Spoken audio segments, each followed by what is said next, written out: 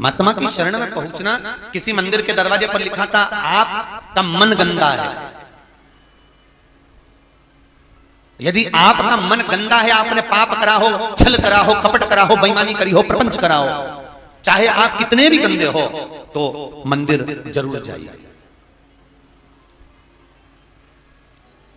आपका मन गंदा है तो मंदिर जरूर जाओ।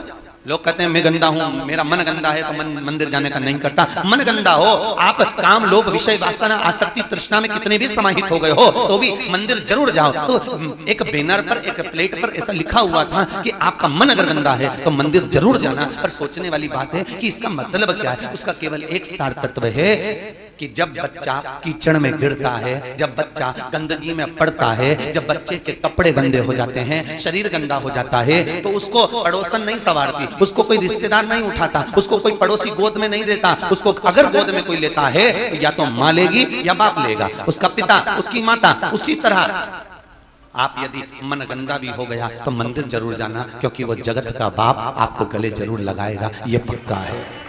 वो जगत की मां, जगत का बाप आपको हृदय से अवश्य लगाएगा, क्योंकि चाहे कितने भी गंदे काम, लोभ विषय आसना वासना आसक्ति तृष्णा जितने भी तुम समाहित हो गए चले गया। कहां कोई कह रहा था हमारा तो बचपन बिगड़ गया, हमारी जवानी बिगड़ गई, हम भोग विलास में डूबे रहे, हमने ये गलती कर दी, हमने ये गलती कर दी। कथा सुनने के बाद कई गलतियों का भान होता है कि हमने ये गलती करी, हो गया ना, हो जान दो। फिर भी आप अगर मन भी गंदा है, काम लोभ विषय वासना आसक्ति में भी हम डूबे रहे हैं, भले हमने बचपन बिगाड़ दिया, जवानी बिगाड़ दी, अभी तो मुजफ्फरनगर स्टेशन पे खड़ी है, अभी तो मौका है।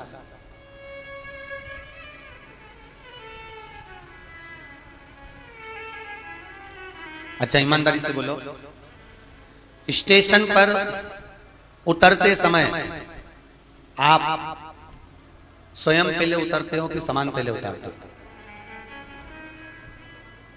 जम के बोलो। सामान उतारते हो, पहले पूरा सामान बाहर, फिर अपन बाहर। कितनी ज्ञान की बातें हैं कि मंजिल पर पहुंचना है और मंजिल का स्टेशन आ चुका है, सबसे पहले आपने सामान बाहर फेंका, उसके बाद आप उतरे हो। बस यही भागवत का सार तत्व है कि काम लोभ विषय वासना को मरने से पहले बाहर फेंक दो, उसके बाद मंजिल तक पहुंच ही जाओगे। स्टेशन पर उतर ही ना, सब फेंक दीजिए, आसक्तियों की परिपूर्णता को निपटा दीजिए। लो एक बेग है, ये सारे काम का बेग, लोभ का बेग, विषय का बेग, वासना का बेग, तृष्णा का बेग, ये बहुत सारे बेग हैं साहब। ये सामान ही तो सबसे भारी है, नहीं तो व्यक्ति तो यूं ही अच्छे से चले जाए। यात्रा कोई बेकार, यहाँ कोई परेशानी क्या तुमको? अरे बोलो तो सही, नहीं कोई कष्ट हो रहा हो तो बताओ, बस बंदर ही परेशान कर रहा है, बाकी के कोई परेशानी हो तो बताओ।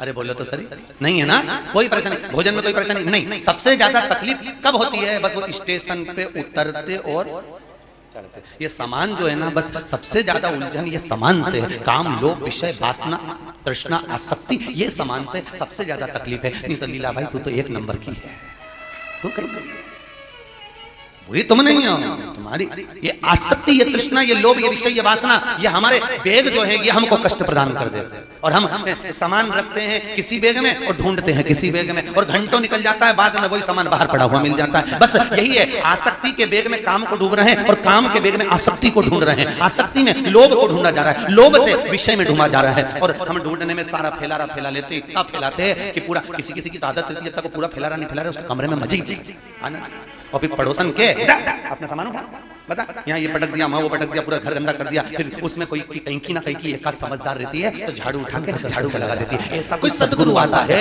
जो काम लोभ विषय वासना आसक्ति तृष्णा को उठाकर कहीं एक कोने में पटकता है, एक जगह पर ढेर लगा देता है, एक जगह पर संभाल के रख देता है, और उसके बाद तुम्हारा कमरा साफ कर चले जाता है। आसक्तियों से ढूंढो।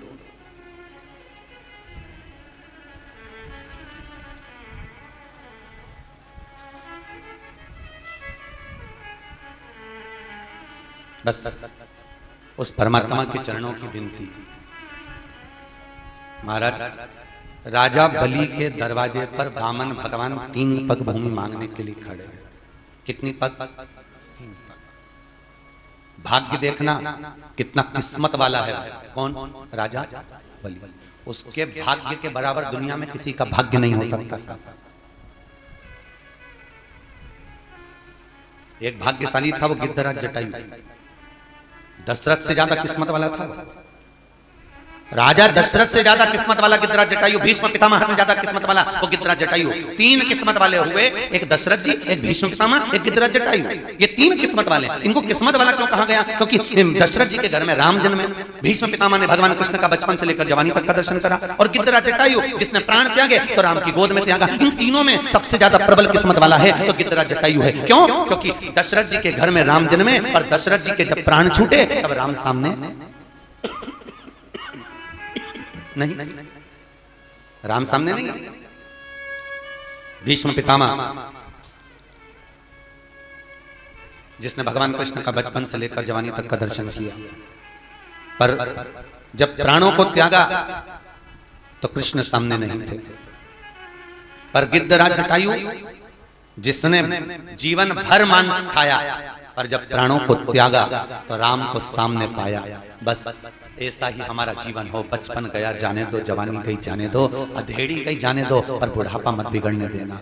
बुढ़ापा आता है तो गवर्नमेंट भी रिटायर कर देता है, जाओ रे अब तो जिंदगी संवार लो। गवर्नमेंट भी रिटायर कर देती है। क्या कहती है? अभी तक तुमने जो कमाया वो परिवार के लिए, अभी तक तुमने जो किया वो तुम्हारे परिवार के लिए, अभी तक जो तुमने किया वो तुम्हारे कुटुंब के लिए। अब 60 के हो गए, 40 वर्ष तुम्हारे पास में दे रहे हैं, आधे से ज्यादा उम्र तुम्हारी खप गई, केवल 40 वर्ष, जाओ अब थोड़ा जाकर भगवान का भजन करना। अभी तक परिवार के लिए करा, अब अपने इस आत्म कल्याण के लिए करना। तो गवर्नमेंट भी रिटायर कर देती है, चले जाओ अब जाओ। और कई लोग ऐसे होते हैं कि रिटायरमेंट मिलने के बाद में भी दूसरी जॉब ढूंढते हैं।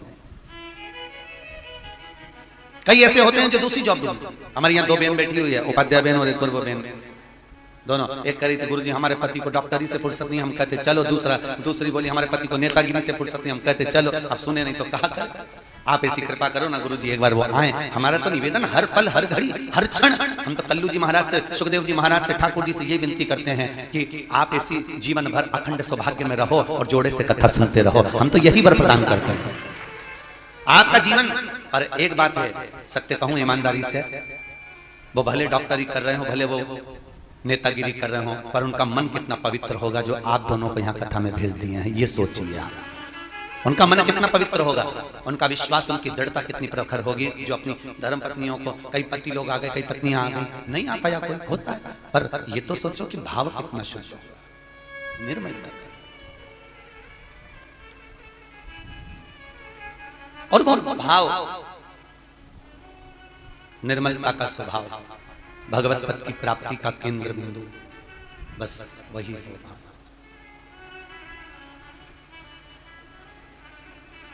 भगवत तत्व की शरणागति का जो भाव है वो भक्ति का प्रतिबिंब है, भक्ति का। और भक्ति के प्रतिबिंब में भगवत तत्व की प्राप्ति का एक साधन।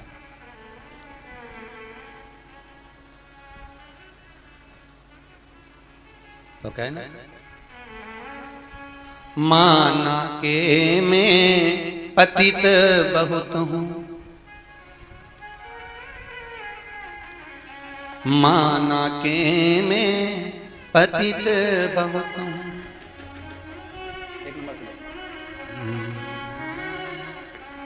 हरि पतित पावन तेरो नाम, लाडली श्री राधे।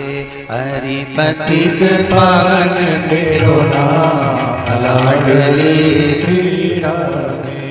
हरि पतित पावन तेरो नाम, लाडली श्री राधे। ओ पतित पावन तेरो नाम, लाडली श्री राधे। मेरे गिनियों ना अपराध, लाडली श्री राधे। मेरे गिनियों ना अपराध, लाडली श्री राधे। मेरे गिनियों ना अपराध, लाडली श्री राधे।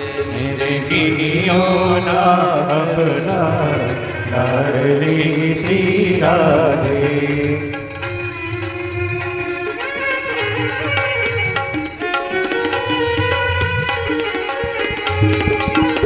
आओ बड़े आने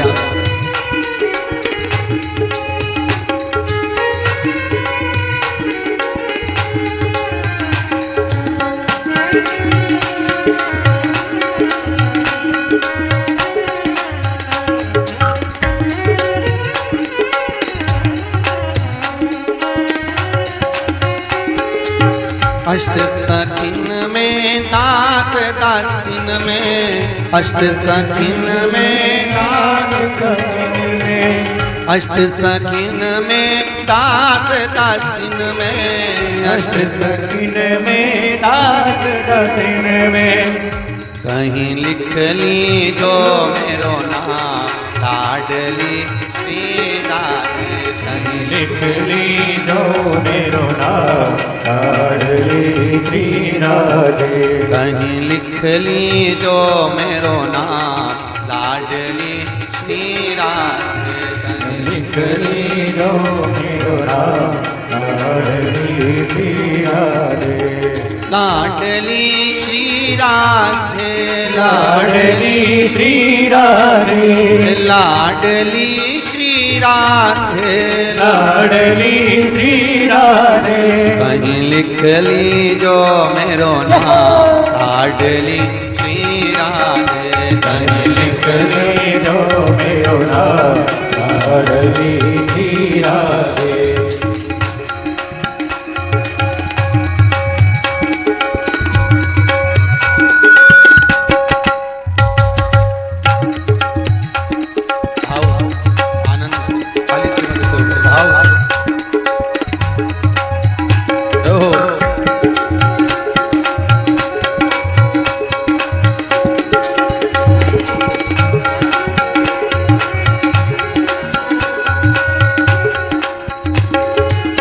माना के मैं पतित बहुत हूँ, माना के मैं पतित बहुत हूँ, माना के मैं पतित बहुत हूँ, माना के मैं पतित बहुत हूँ। हरि पतित पावन तेरो नाम लाडली श्री राधे,